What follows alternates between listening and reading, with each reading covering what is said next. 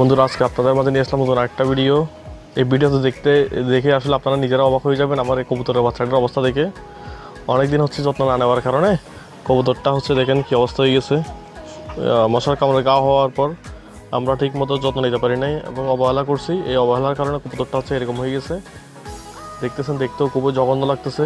এখন আমরা নিজেরা হতাশ হয়ে গেছি এরকম অবস্থা দেখে কবুতরটার। এখন বুঝতেছি না কবুতরটা কী করব।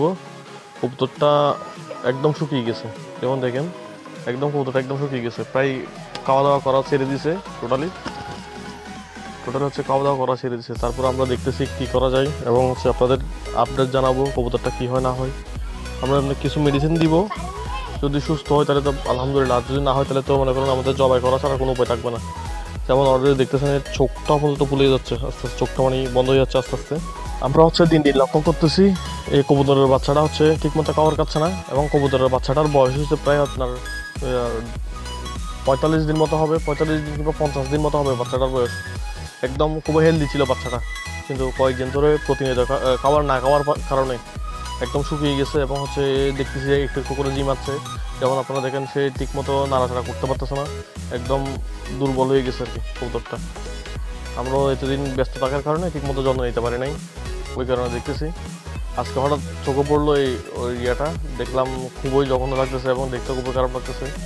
আমরা ওই কারণে দেখতেছি এবং কীভাবে ট্রিটমেন্ট নেওয়া যায় এবং আপনারাও কোনো অভিজ্ঞ ভাইরা অবশ্য পরামর্শ দিবেন কীভাবে হচ্ছে এই ট্রিটমেন্ট নেওয়ার পরে কবুতরের বাচ্চাটা সুস্থ করতে পারবো এবং হচ্ছে এর আবার আগের মতো কীভাবে ভালো হবে একটু অবশ্যই জানাবেন। যেমন দেখতেছেন অলরেডি কবুতরটা ঠোঁটের পাশে কীভাবে ফুলছে এবং হচ্ছে চোখ একটা পুরো বন্ধ হয়ে যাওয়ার উপক্রম হয়ে গেছে এবং দেখতেও খুবই জঘন্য এবং বিশ্রী লাগতেছে। কবুতরটা একদম ভালোভাবে ঠিকভাবে নড়াচড়া করতে পারতেছে না, একদম খুবই দুর্বল হয়ে গেছে কবুতরটা।